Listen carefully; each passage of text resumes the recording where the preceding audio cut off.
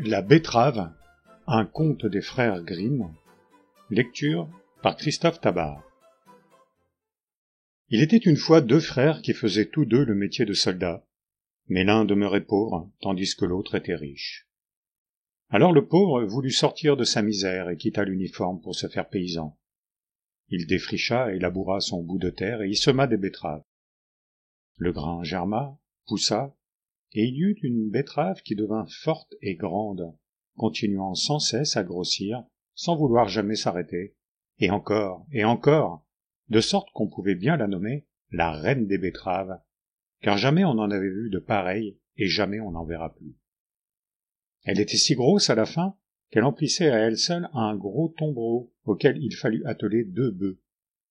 Et le paysan ne savait trop qu'en faire, se demandant si c'était un bonheur ou un malheur que ce géant d'entre les betteraves. Si je la vends, se disait-il, elle ne va guère me rapporter, et si je la consomme moi-même, les betteraves ordinaires me feront autant d'usage. Le mieux serait encore d'en faire présent d'honneur au roi. Aussitôt dit, aussitôt fait. Piquant ses bœufs, il mena son tombereau jusque dans la cour royale, et il offrit sa betterave en présent au roi. « L'étrange chose !» s'exclama le roi. « J'ai déjà vu pourtant bon nombre de merveilles, mais un tel monstre, jamais. Quelle sorte de graine as-tu pour qu'elle ait donné ce géant? Ou bien est-ce à toi seul que cela est dû, parce que tu as la main heureuse ?» « Oh non, protesta le paysan, ce n'est pas que j'ai la main heureuse, ni la chance avec moi. Je ne suis qu'un pauvre soldat que la misère et la faim ont forcé à accrocher l'uniforme à un clou pour se mettre à travailler la terre. J'ai bien un frère qui est soldat aussi, mais il est riche, lui, et votre majesté doit sûrement le connaître.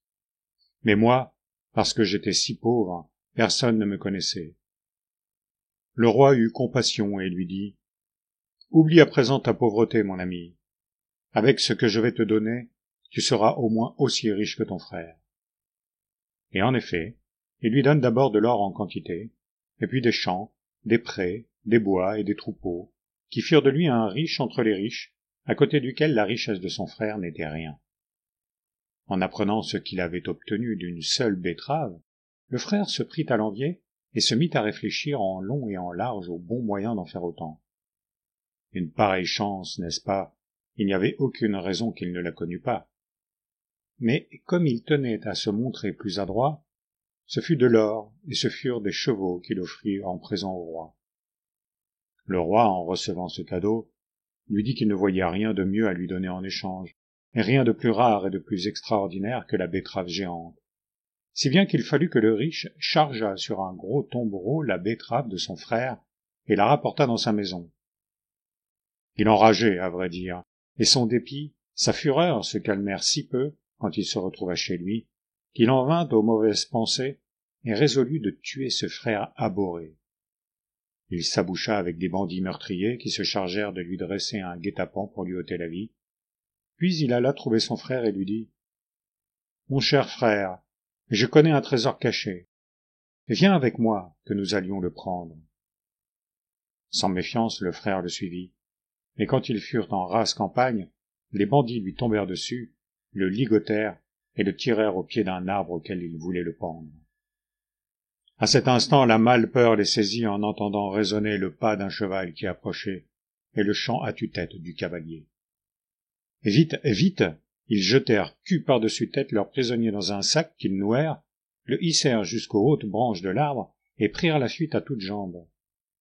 Celui qui arrivait si gaiement sur la route n'était autre qu'un écolier errant, joyeux de rire, qui chantait en chemin pour se tenir compagnie.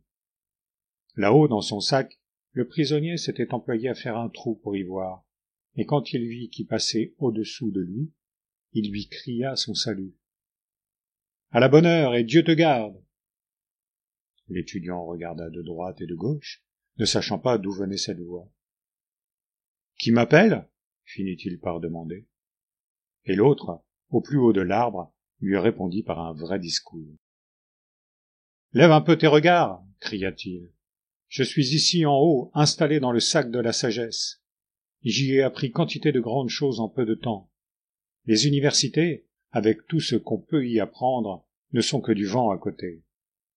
Dans un petit moment, j'en aurai fini et je descendrai, sage entre tous les sages, et savant plus que tous les savants du monde. Je connais les étoiles et les signes du ciel, le souffle de tous les vents, les sables dans la mer, la guérison des maladies, les vertus des plantes, le langage des oiseaux et les secrets des pierres. Si tu y entrais une seule fois, tu sentirais et tu éprouverais la magnificence qui se répand hors du sac de la sagesse. « Béni soit l'heure qui m'a fait te rencontrer !» s'exclama l'étudiant, tout émerveillé de ce qu'il venait d'entendre. « Est-ce que je ne pourrais pas, moi aussi, tâter un peu du sac de la sagesse? Rien qu'un tout petit peu. » Là-haut, l'homme du sac feignit de ne pas y consentir bien volontiers, montra de l'hésitation et finit par dire « Pour un petit moment, oui, mais contre récompense et gracieux remerciements. Et puis il te faudra attendre encore 1 heure. Il me reste quelques petites choses à recevoir pour compléter mon enseignement. » Impatient, l'étudiant attendit sans rien dire un court moment, puis, n'y tenant plus, il supplia l'autre de le laisser se mettre dans le sac. Sa soif de sagesse le torturait tellement. Là-haut, l'homme du sac fit mine de se laisser toucher et convaincre.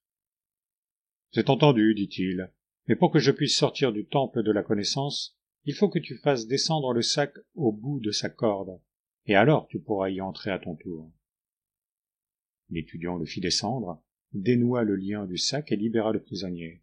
« À moi maintenant !» cria-t-il aussitôt, tout enthousiaste. « Et vite, hisse-moi là-haut !» Déjà il était prêt à se fourrer dans le sac, mais l'autre l'arrêta. « Halte! Pas comme cela !» Et il l'attrapa par la tête et le fourra tête en bas dans le sac, noua la corde sur ses pieds et hissa ainsi empaqueté le digne disciple de la sagesse jusqu'au sommet de l'arbre où il resta à se balancer la tête en bas. « Comment te sens-tu, mon cher confrère ?» lui cria-t-il d'en bas. « Commences-tu à sentir déjà l'infusion de la sagesse en toi ? Pour mieux apprendre, tiens-toi tranquille et ne parle pas, surtout pas, jusqu'à ce que tu sois devenu pleinement sage. » Et sur ces bonnes paroles, il monta le cheval de l'étudiant et s'en alla, mais non sans avoir averti quelqu'un au passage pour qu'il vienne 1 heure plus tard le descendre de là.